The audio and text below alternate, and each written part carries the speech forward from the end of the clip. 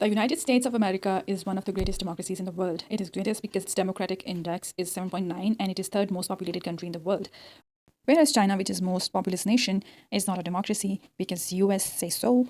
The US is not only a democracy in itself, but its democratic values code it to export democracy to the rest of the world. But is the US spreading democracy or it is the source of authoritarianism? Let's see with examples. 2003, when US waged war against Iraq in search of weapons of mass destruction. Congress voted for the invasion and bombing because everyone having weapons of mass destruction was a threat to US's own security. In doing so, it almost killed 1 million people. Official numbers backed by US were very low, but a survey conducted by ORB confirms that at least 1 million people were killed. The reason behind the war was to end Saddam Hussein's regime and to capture oil reserves and to impart democracy. However, they could only impart destruction in Iraq. Now let's talk about Vietnam War. In the Vietnam War, the US fought against Vietnam of North Vietnam and communism. The communism was on the march. The clash between the two ideologies began. The Vietnamese did cry, and the result of the war was nothing but 2 million dead bodies of Vietnamese and a communist Vietnam. Now let's talk about China and the US, the real China and the US. The communist China is not acceptable to the US nor the socialist and developing China because it will be a death knell for capitalism back home. The US and its allies fear that the world under the leadership of China would be rapacious and authoritarian, as if the world led by US is peaceful and war-free. Xi says that time and momentum are on China's side. China also believes that US is in the early stages of inevitable decline. Similarly, US believes that China's increasing militarization of South China Sea and authoritarianism back home brought the US to increase its authoritarianism and militarization across the globe. Americans also believe that China is an enemy state, while a lot of Chinese also believe that US is quite unfavorable.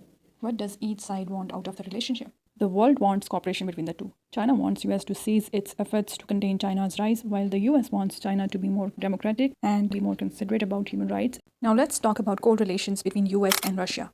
In 1950s, when USSR was expanding communism to its neighboring countries, US was threatened, and to contain communism, they formed a military alliance called NATO. That was a very diplomatic move. US also wants to push Russia out from European oil and gas markets and instead wants Saudi Arabia to join in. In other words, US wants to weaken Russia in as many ways as possible.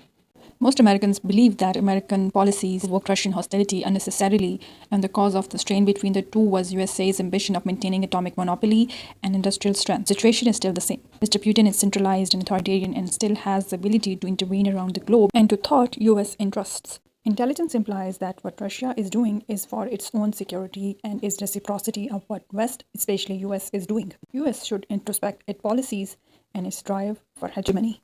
Russia and China are becoming closer because both see USA as a common enemy. Now let's talk about Israel and the US nexus. Israel enjoys unconditional support from US, and because of this, a horrific humanitarian crisis is unfolding in Gaza.